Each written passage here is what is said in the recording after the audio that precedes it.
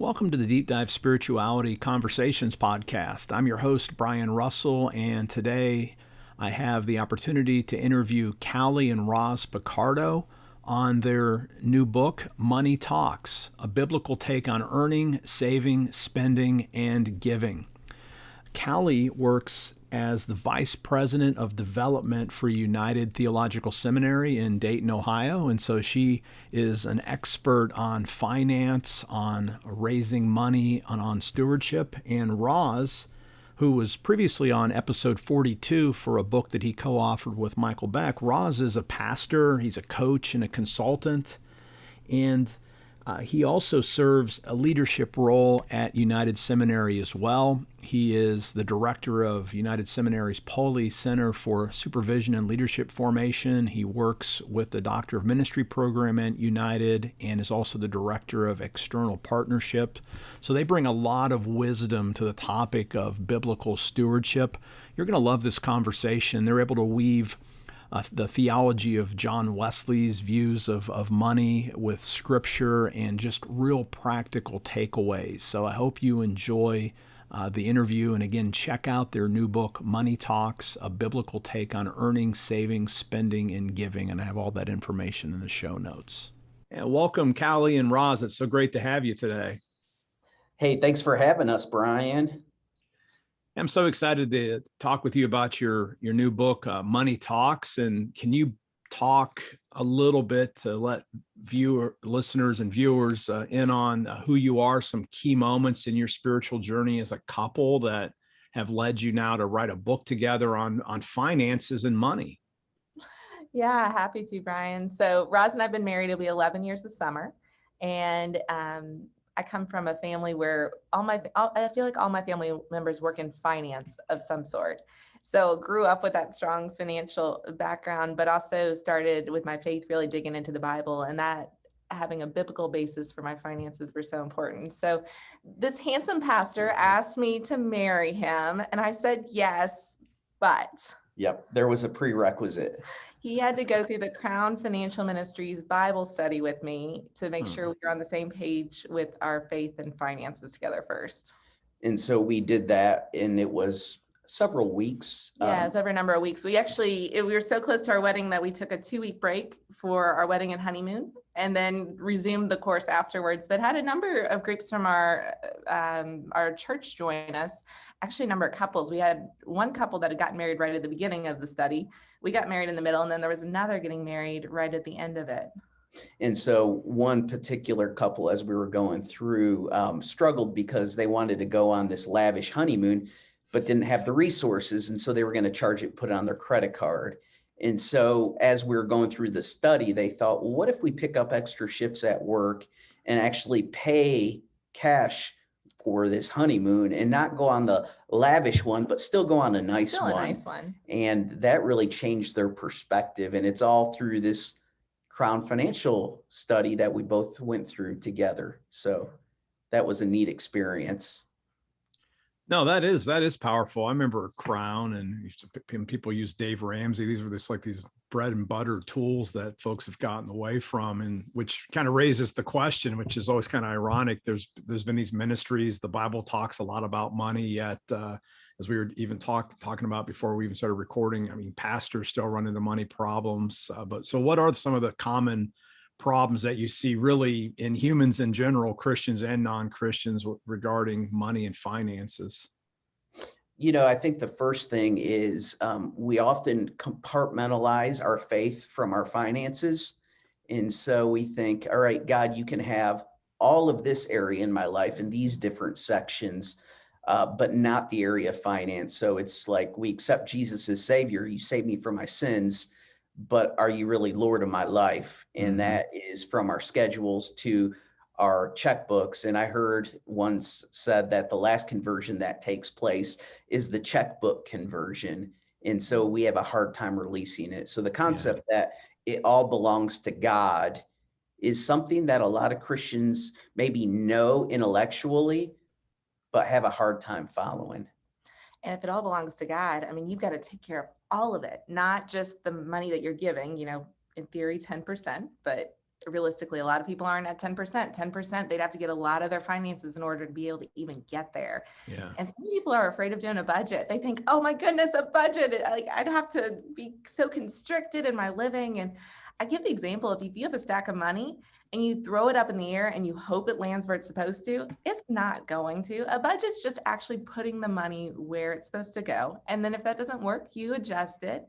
But that's the first step, is actually figuring out where the money's going. And then, but most people just spend without having that conscious intentionality with it. And then the overspending often happens and leads to debt. And then the debt means you're constrained on what you can do long-term with giving, saving, and investing for the future. And I know Christians and even non-Christians that wish they could be more generous, but they don't know how to make it work. I can't think of a person who doesn't want to be more generous, but it's just having a hard time making it work and thinking through and being intentional about that. And so the biggest thing really that's facing Americans today is debt. It's ironic. We all work at seminary, you and Callie and myself. And so we see pastors come out with an enormous amount of debt. Then the parishioners we serve. And then we're trying to get jobs because we hope to go into ministry and get paid for what we've been trained to do. And usually it's not, a role that you're going to get paid a ton of money. So I don't know anyone that says, I want to be a pastor so I can make lots of money. That's not why you go into ministry. And so it's kind of figuring out that debt repayment and how that goes. So something that was formative for me was coming out of seminary with over $50,000 in debt, and starting off as a church planter. I never took any courses in terms of money while I was in seminary. Nobody taught me about personal stewardship really, or even church stewardship. And so I decided, hey, I want to be out of debt. And so what I was challenged to do was make a budget, but not only make a budget, but continue to give and tithe, even though I was in the position I was in. And so whenever I got extra gifts, whether it was Christmas, whether it was birthday, whatever, I would apply extra money to my loans. And sure enough, a few years later, I ended up becoming debt free. Now, I don't know how that happened, but I really attribute that to consistency, study plotting, as it says in Proverbs, and also continuing to give. No, that's a great story. And again, on the podcast, I've talked about my own personal life. And when I had the really difficult divorce, that put me in a really bad financial position. It's been 10 years. And so I kind of just locked in on all the everything advice that I could get on the money stuff. And, I'm miraculously almost debt free. It's been that way for like I did it 4 years ahead of my actual plan, because I literally went all in every penny. I'd lived like a pauper to pay everything off and to get myself back into a rebound, take care of my kids, and, still did stuff. But, I'll just testify that, you lock in what you just said, and it's powerful. And one of the phrases that jumped out of your book, Money Talks, was I think it's towards the end, you do a contrast between abundance mentality and a scarcity mentality. And again, I just looked at your book, but I mean, that was the game changer for me 10 years ago, was even though I literally on paper, Lord have mercy, I was borderline insolvent there for a change, other than I had a good job, praise the Lord, right? And I was able to generate income. But I got this, somebody started talking about scarcity versus abundance. And I locked into that abundance thing and started thinking that way. And I actually attribute that mindset shift to me, with the Lord's help, being able to pay off debt. So can you talk about abundance and scarcity? Again, I love that part of your book, and I was so glad to see that there. Yeah, it comes from Steve Covey. He was the one that originally kind of pioneered some of that, but we really tried to say, well, how does that apply to our finances? God is a God of abundance. Yeah. So if we are handling our finances God's way, there's an abundance with it. And you're not going to give if you don't have the abundance mindset. And for us, one of the things that encourages us with our generosity is we just start with gratitude. Yeah. When we start thinking about all the many ways that God has blessed us, again and again and again, and keeps blessing us, why wouldn't we want to give? And we can bless others, and then they can be blessed to be a blessing and bless others. That's where you see this just kingdom impact take off. But so often when we're letting money be Lord of our life, we feel like we have to hoard it. We have to hold it close. Someone might take it. Like, what if our retirement goes down? Will we ever be able to retire? Like, is our self-worth tied with our net worth? Then in that case, we better store up as much as we can, because there might not be enough one day. And it is such a different mindset when you have God as your God, and that abundance mentality versus that scarcity mentality. I've seen this apply to churches as well.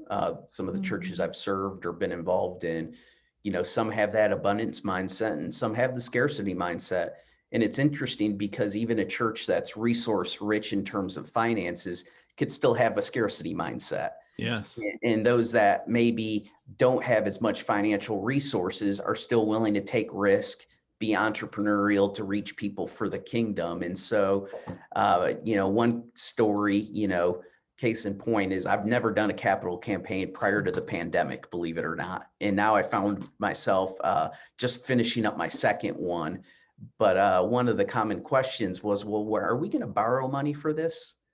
And it was a smaller campaign. And my answer was no, because I believe God's blessed us with all the resources we need right here in this room. And sure enough, we're about 20% of our way from the goal that we were setting out to achieve. But it's really built a lot of confidence in the people of God, because they're able to see, oh, wow, we don't have to, our first thought isn't just to go get a loan. Now, I'm not saying that, sometimes a loan is appropriate. You're buying a house or a building or whatever. But when it's for minor repairs and things that need to be done, routine maintenance, your mentality is hopefully not to just go and run and get a loan. But some churches are like that. Well, money's free right now, a low interest rate, but you're really cheating God's people out of a blessing. And so again, that scarcity versus abundance mentality applies to not only individuals, but also to local faith communities, institutions, organizations as well. And sometimes debt's taking away God's opportunity to provide. What if God wants to show up and do something amazing? That's really good. Quick to run to a loan to have a banking institution provide, that we're not looking to the provider. No, that's such a powerful, I love that. Actually, I just love the testimonies you all are pulling out already with these pieces. And, and at some level, just beyond the opportunity cost of just taking a loan out, then suddenly you got X amount of your budgets locked into paying debt off. And it doesn't, even as being missional, it doesn't leave you very flexible to make any responses because you're locked into stuff. And like we all know, because I know we're talking a lot of pastors, and this is about making anybody feel bad, but seminary costs a lot of money. It bothers me. I had some student loans too, but it was a lot cheaper when I was a student than it is now. But at some level, if we end up having a huge amount of student debt, for example, it sort of limits where you can say yes to go, because you might want to take this job. You may even feel the Lord's in it, but sometimes you think, well, has the Lord in it if I'm not going to be able to pay my student loan payment, right? And that's really hard. Yeah. One word, freedom. That's what it describes. So you're free to follow, when you're debt free, you're free to follow God's call. Like you said, if God's calling you to be a missionary around the world in a remote area, you're not first thinking about, well, I have all these debts to pay off, I can't do that. Where your answer is continually no, because of having those restraints. So a lot of education has been poured into now and with students. I know that. And I'm thinking it's changed and shifted. It has at United, because a lot of students were signing up for loans, but taking out the max more than they needed to take out. And a lot of that was just more lack of education and training. You want to say more to that? So the Lilly Endowment, I know, really tried to help seminaries help their students. And one of the things that United that was the most impactful was truly just packaging. They used to say, hey, here's the max you can borrow, so we're giving you the max. Now they say, hey, here's how much you need for your tuition and fees. We're packaging your debt to cover that amount that you've applied for.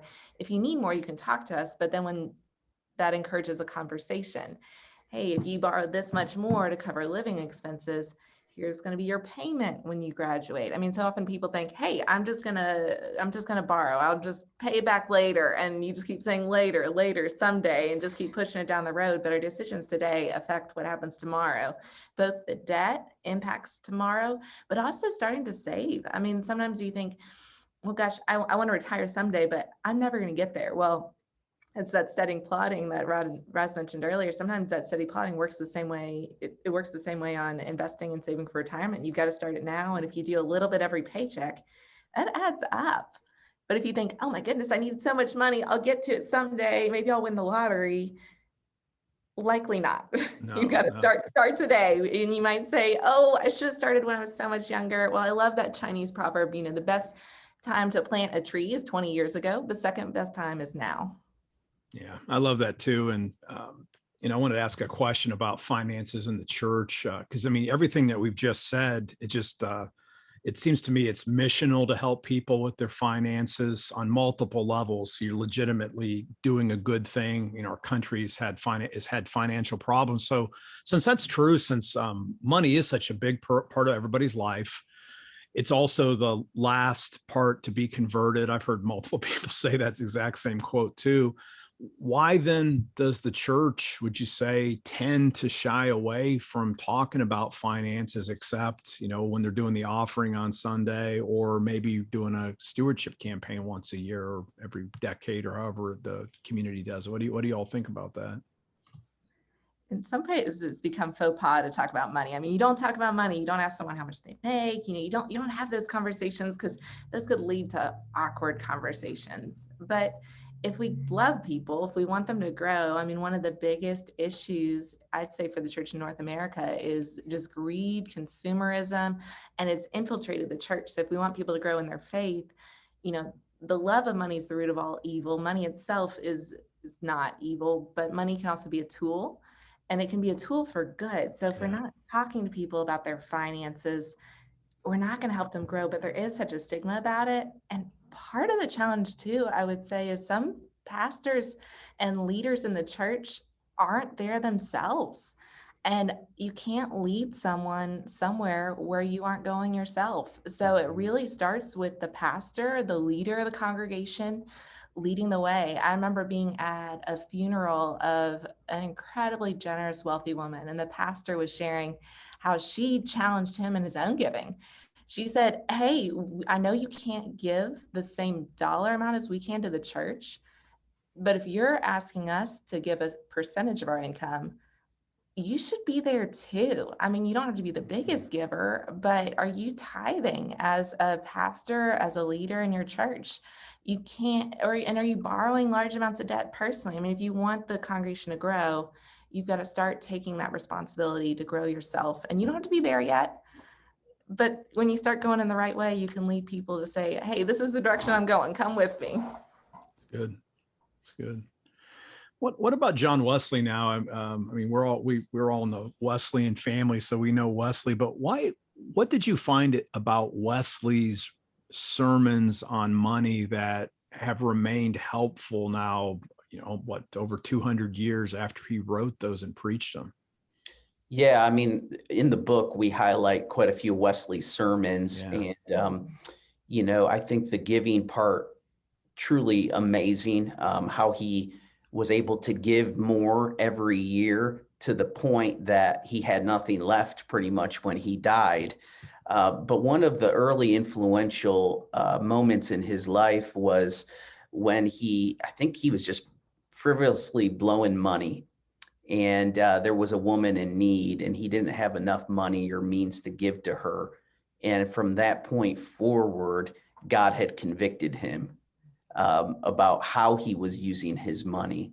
The other factor was Wesley's upbringing, having numerous brothers and sisters. They didn't grow up wealthy. And so that was kind of in the back of his mind as well. And so earning, saving, giving, I think are all things that we hear about today. The earning piece that he spoke about was, do it in honest means. Don't overexert yourself or make work your God.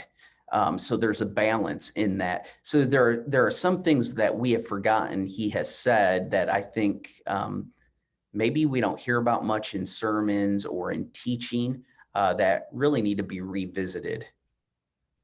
Yeah, I really liked, again, we're not going to give your whole book away. Hopefully some folks will actually want to read it. But I thought that was one of the real strengths of Money Talks, that you really did integrate the theology and the really well. And again, it's not like I'm a Wesleyan scholar, but I learned some stuff about Wesley that I didn't know about. So I want to commend you for doing that and doing some of the balanced things that you just said. Most people can, well, not some Methodists would say they know Wesley said, earn all you can, save all you can, give all you can, but it's just the sound bites. And I thought you all really unpacked that and talked about the pros and cons and what Wesley was really getting at, including not working too much, earning the money ethically, and the key pieces that we don't always see, at least in the popular depictions of, say, entrepreneurship. So I really like that about your book. What about God? What would you say God's view is on earning and investing money? And just contrast that and say something about some pictures in the Bible, like in parables, like a lot of folks will take like the rich young ruler when Jesus tells him to sell everything and give it to the poor. And you get that impression, like, if I'm going to be a Christian, and follow Jesus, I'm literally going to give up everything. So how do you help people to find a biblical view that both takes into consideration that we trust God for the future, yet at the same time, part of trusting God means we make some plans. We have contingency plans on our own, whether it's an investment account or a savings account, or maybe both. We had a friend back when we lived in Kentucky who challenged me, and he said, Callie, I don't think saving's biblical. And I said, what do you mean it's not biblical? But I never really wrestled with, okay, how is it biblical? Where, why? And I started to think, well, is that my own personal theology that I've then patched the Bible to? So I started doing some digging, and you see throughout scripture that there are those that God calls to give up everything. There are others that God blesses with an abundance. I mean, you think of King Solomon, who is one of the wealthiest people who has ever lived, but he wasn't seeking wealth. He wanted wisdom to rule. Like, his heart was so focused on God that God said, okay, I'm going to bless you with wealth as well. I mean, you see folks that are both wealthy and poor throughout the Bible. And some of the women in the early church too, that were leaders, led the house church movement. And, we did a series at our church recently called Hidden Figures. And so we looked at some of these New Testament figures in the Bible. Do you want to share? Yeah, that was really neat to me. We picked 4 different women. Yep. We picked Mary Magdalene, Phoebe, who delivered the book of Romans, and Lydia, and I'm forgetting one other. Dorcas, Tabitha. Yeah. So we looked at these different women, and as we were going through, we realized, wow, each one of them was generous. I mean, they were all women that were underwriting the early work of the church, whether it was providing for Jesus and the disciples or providing for Paul in the movement of house churches. But every single one of them were generous and wealthy from different ways in their own right. But their wealth was not for themselves. They used their wealth to be a blessing to others. That's good. That's good. Yeah, it is always amazing what a reading of the whole Bible actually does for one's view of pieces. And that is that's a whole nother conversation about persons like Lydia, and just even the way the Christ following movement actually spread through, in some ways, significant and some wealthy persons were actually some of the patrons early on. So that's a good model for persons who have means, especially a lot of folks in the West. So let's talk about spending, because again, we could talk about getting out of debt and investing and giving, but that's the thing that people get hung up on. We live in a consumer culture. We're bombarded by commercials constantly. We're basically the objects of marketing probably every waking hour, whether it's our cell phone or it's just pretty incredible. So What does spending look like from a biblical perspective? And what I'll just leave it ended that way and see what you all want to, how you all respond to that. And how do we glorify God, I guess, in our spending? Yeah. I'd say spending, it can reflect your values. Yeah. So you can tell a lot about what a person values by looking at their credit card or checkbook statement. I mean, wherever they're spending their money, if you look at where it goes, does it line up with what you say you value? And that's something I encourage folks when they're trying to figure out their finances, trying to figure out where do they start with the budget. We'll start with looking, where does your money go? But also start thinking, what are your priorities? Like as an individual, not money priorities, but what are your just personal priorities? Are your dollars going to those things? So you say you value family. Well, are your dollars investing in family, or are they being invested in things that actually distract you from having good family time? I mean, maybe you cut one of the TV video subscriptions, but do a subscription to like a family camp or parks, or going on a family vacation together to spend some of that memorable time together. Or I noticed when I was looking at my own spending, I said, gosh, I'm spending a lot of money eating out. Like I value being with friends, but I could even just cut out drinking anything other than water. Like I could just get water when I go out with people, still spend time with people. And then that's money that could go somewhere else that is a much higher priority to me. Tell them about the Starbucks story. Oh yeah, I was leading a women's Bible study and we were meeting at Starbucks because, hey, great, convenient meeting location. Nothing against Starbucks. We actually met at Starbucks of all places. So I owe Starbucks to meeting my husband, but we were spending a lot of money there. And one of the women in our group said, what if we just met at one of our houses, made a pot of coffee, but then took that money we were spending and put it in a jar? So we just got a random jar. We put money in there every week. We still had coffee and good quality time together studying God's word. But then at the end of the semester, they were all college students. We took that money and we went actually and bought a lot of canned goods for the food pantry at our church. Wow. So we were working together on a common goal for something good, and just being intentional with how we spent our money. I love that. And that's just that's that classic illustration of the small things done consistently over time yields extraordinary results. And what an easy shift. I know even when I was trying to get myself out of the hole and stuff, I try not to neglect my kids, but I do remember we quit just ordering. We just got water when we'd eat out. We'd go to a reasonable place, and that's a game changer. Just little things like that. When you notice them. And then I love how you did the investment piece there too. You just redirect the money. Do you all have a tip then? Because you've talked a little bit about, you have to be aware of that. And you've talked about budget. So if like a person's listening and let's say you were going to sit down with them and coach them a little bit, what's your first tip for a person who literally has, hey, I owe, let's just say I owe $10,000 on credit cards. I can't even tell you what I'm spending my money on. Where do you start with a person to get them to kind of focus, to get the kind of insight where they can begin to make a difference? You got to start by figuring out where it's going. And so there are a lot of different ways. I mean, you can, especially it's hard especially if you've got things in different places. We really advocate if folks are married to do your finances together. Yeah. If God's called you to be one, that your finances are generally with that, and your spending decisions affect one another. And so figuring out where it's going, doing it together. We use an app called Mint that pulls in, we can link all of our accounts, pulls everything together. I think Dave Ramsey's got a similar spending tracking app, and you can even within that develop a budget. So it helps you know where the money's going. Mm-hmm. And then budgets aren't set in stone. I mean, I really encourage people, figure out where the money's going, try to make a budget based on that, but then check it, like pay attention to it. See, okay, am I always overspending in one area? Often you have to make a lifestyle choice. Like we mentioned, switching from ordering a beverage that costs money to drinking water. I mean, often there's a lifestyle choice that you have to make to really actively live within that budget.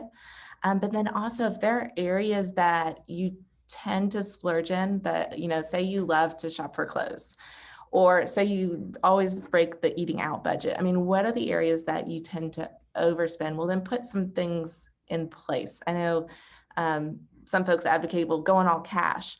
For me, if I have cash, it doesn't go through the Mint app, so I don't pay attention I spend to it quicker. So for me, like, I'm better off having something that is tracked, but also, knowing for me, like, grocery shopping can be an area that I tend to overspend. So that's something I have to watch more closely. And I try to limit it to going just once a week rather than going more often. I find the more often I shop, the more I spend. And so same with clothing. Like, if you tend to overspend on clothing, if you do it by going stores, don't recreationally shop. Don't go out and just spend a couple hours wandering around a mall. Or if you do it online, just staying away from Amazon or from those online sales. You might need to clear out your emails and hit unsubscribe because you're getting those ads constantly, as you talked about. So there's sometimes some things you have to do when you have a weak area to really put some structure in place to help. No, I think that's really helpful. And I like the flexible piece too, because, some people do advocate cash, but then again, depends on your age at some level, right? So some, like most people, if they're younger, tend to have probably been cash less their entire lives. Whereas like I'm only 52, but I remember, cash, writing checks, and then the credit cards weren't instant. They had this little machine and stuff. It's just, so amazing, right? Now everything just like magic money just pops up. And so it just kind of depends on your context. So I appreciate your flexibility on how you answer that, because people got to figure out the system that actually works, that lets them see. So I'm basically hearing the key thing is you have to be intentional, make sure you know where the money's going, and then, in finding a way to track that. Talk a little bit about, you both in a really interesting roles. Callie, you work in development for United Seminary, and Roz, you work at United too, but you're also a pastor. So you both work with donors. Essentially, it's all volunteer money coming in. So what have you learned from that work about, obviously not guilting people into giving? It's actually the opposite. How do you invest in people so that you're growing their hearts, growing generous hearts, so that they can give or even plan to give down the road, really generously? So what have you learned from your roles as pastor and like a director of development?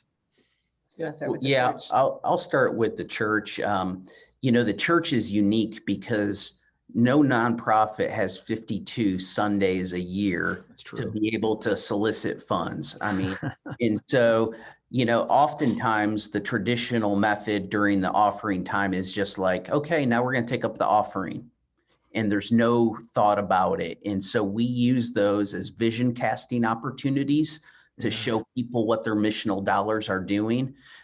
So we not only cast vision and share about all the things that's going on, but then we also take the time to thank the congregation. So if they've done a good job, let's show some appreciation to them, especially during the pandemic. That was huge. So, Andy Stanley says, preach, teach, and celebrate on it. And so we try to use that as a time of preaching and teaching, and then we celebrate them. So 52 Sundays a year, remarkable. We also, have what we call an investors night, a kingdom investors night. And so we do this about twice a year, where we kind of give them a report. Hey, here's how your dollars have worked. You're investors in this. Here's the state of affairs. Here's where we're at. Here's where we want to be in the future. Here's what we'd want to add, whatever that may be. And so we give people an opportunity to ask questions, and we couch it in a worship opportunity. So people are worshiping together, and then we're able to celebrate as well. So I think that, and then being able to do handwritten cards, to show appreciation. So we send out quarterly statements, which a lot of churches don't do. When people get quarterly statement, it can tell them, okay, here's, maybe I'm not where I want to be, but we, again, we use that as an opportunity. It's another touch. It's a vision casting opportunity as well. And so go ahead. When's the last time you asked someone to give to keep the lights on? Yeah, people don't want to give to a light bill, or even though those things are important, right? Because we can't do it without that, but they want to give toward a vision. And so something that is compelling. And so the role of a pastor, is that vision caster, vision crier, but also you're the one that's ultimately responsible if something goes wrong. I mean, really, we can't bury our head in the sand. In my tradition, being a Methodist, if there's impropriety, the bishop's not going to call my finance person, maybe not, or a parishioner, they're going to call me, And so I've really had to school myself on this. I'm actually working on an MBA right now. I'm about to finish an MBA, and I never thought I would, but I see the importance of having financial principles and stewardship principles integrated in the life of the church. It has to be holistic. And if you don't understand finances, that's okay. You don't have to. I mean, early on in our marriage, I had a business background. And so Ross would come to me and he'd say, can you summarize this business? Can you look at this with me? And like, what do I need to be paying attention to? And so ask people. And I know there are some churches that say the pastor should know what people give. That is an area that needs so much stewardship. And so I really encourage folks to get some information. I mean, even if it's just, hey, here are the different levels that people give at, and these are the people in these levels. Because if someone's not at a level commensurate with their income, there might be something else, like the rest of their finances might be a mess. Like they really need some extra help and encouragement in that area, and just some help knowing like, hey, God's blessed you to be able to be a blessing. It's an area. What do you think God might be calling you to do with that blessing that you've received? And I won't have, so if you want to be on our leadership team, we want to make sure people are tithing. Mm-hmm. And so if you're not tithing, we can't even put you in consideration to be on the leadership team or even be on kind of the finance team. And so for us, that's one of the markers, along with being in a small group and serving in those things. So I can't tell you how many times I've heard a church find out who's giving and realize that the finance team, they're tipping. They're not giving generously. They're just throwing a few bucks in here or there, but yet they're controlling the finances. Mm-hmm. And it goes back to that scarcity and abundance mentality. I mean, you often get folks on that finance team that have a scarcity mentality, and they're not going to be willing to invest in the future of the church. And with that abundance mentality, I mean, that's what you're doing on Sundays is you're casting that vision. You're not, and it's not the ship is sinking. And even if the finances aren't a mess, like don't hide that. There's a way to be transparent, but also to call attention to what God's doing and what God might be about to do. It's definitely a balance there, because you don't want to pretend like everything's perfect when it's not. So there's being transparent, but there's also, hey, here's what we think God might be calling us to do here. Here's a way to grow. When I came to United, the finances were not in a good place. I mean, I came in summer 2015, and that fall they had to lay off a third of the staff because enrollment had tripled in 4 years. And so they quickly grew expenses and staff to support that, when that was probably a season like Joseph had the 7 years of plenty, that they should have been kind of storing some of that away, getting in a better spot financially. But as some of those big graduating classes came through, it created a financial crisis, and they had to do layoffs. And we had to raise an extra $1 million on top of an annual fund of about $750,000 in the course of 5 months. Wow. Our president was brand new. I had been there maybe 6 months before, and fundraising is based on relationships. So we started praying, like it all depended on God, and meeting with people as whoever would meet with us, just talking to anyone and everyone, telling them what happened, being honest, but also sharing, here's what we're doing about it. But will you invest in a miracle? Because we don't think God's done with United yet. And we didn't just raise 1 million extra, we raised 1.2 million extra, because that is the amazing God we serve. And then but we didn't stop there either. We kept addressing the other issues. We've been working to pay off the debt, and we started a campaign to pay off $4 million left on the mortgage. And with our goal date in October, the 150th anniversary of the seminary, we've got less than 400,000 to go, and we've got a matching donor who's covering half of that. So we're in striking distance. So we're doing some of those same financial principles we'd encourage for individuals, getting the finances, the budget in order, but then working on getting out of debt. And then next, we want to save for the future. So how do we grow the endowment for the long-term health of the seminary? balancing we don't want to get so comfortable, like trusting on the finances. I've seen churches too that they're like, oh, well, we'll just pull it from the endowment. Like, no, there's still a dependence on God, a need for generosity. So it's keeping that trust in God, inviting others to give, to be a part of it, making sure every gift is appreciated and thanked. And I would encourage anyone who's like, I don't know if I could ask for money or talk about money, start with thanks. I mean, that is always an easy way to start.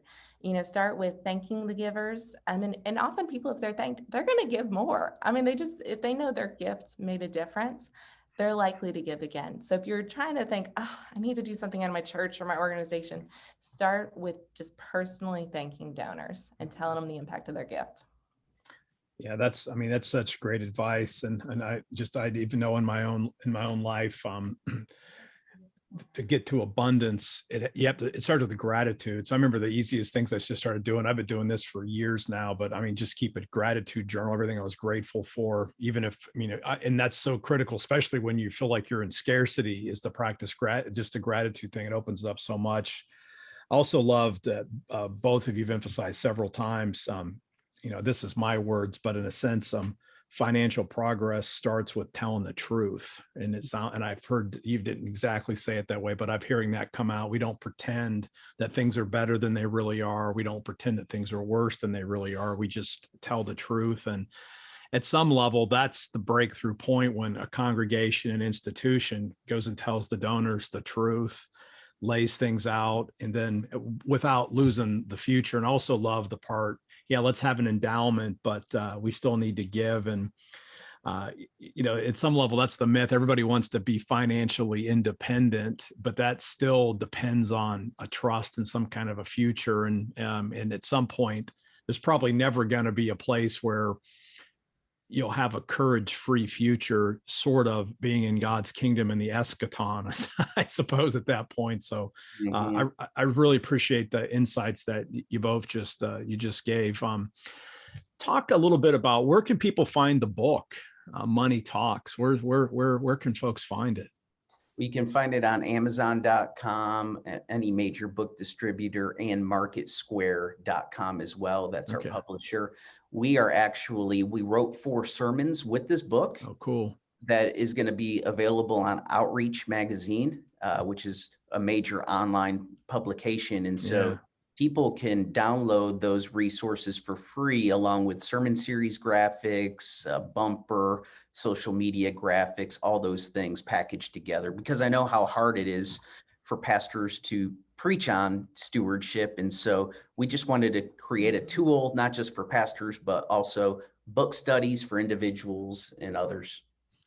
Yeah, and I know from just engaging with your book, it's easy to read, which is always critical. If somebody's, again, if the pastors are listening to you, you've done the MDiv, so you can probably you can read this book. But if you're a person that isn't a huge reader, this book is completely accessible. It's got actionable material.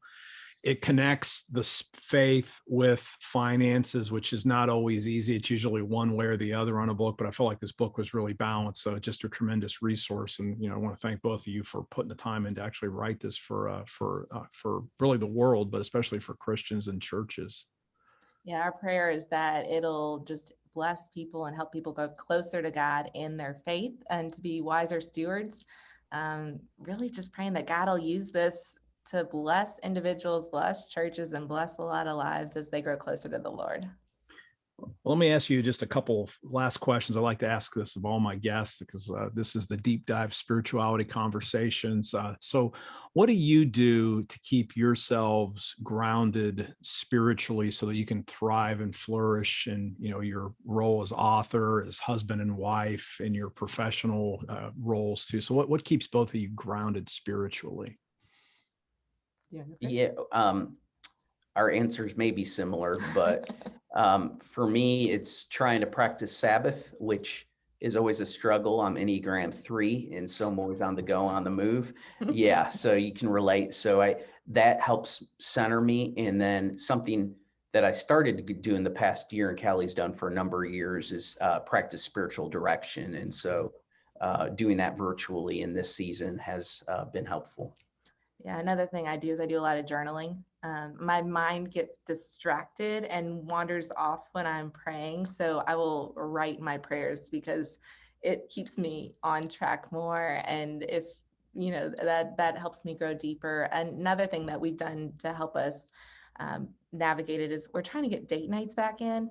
We have 3 young kids. Our oldest is 4 and our youngest just turned 1. And so the youngest was born a couple months into the pandemic, and it just felt like date nights went out the window. And for us, God uses us in ministry a lot together. In fact, we started a podcast, the Better Together podcast, because that was my prayer when I was single. God kind of threw out all of the, he must be so tall and, he must be Southern because I was from the South and I needed a Southern gentleman. And of course I married a New Yorker, but that just had me throw all of those requirements out the window. And my prayer just became, God, if I'm supposed to get married, help me to find someone where we can serve you better together than we can apart.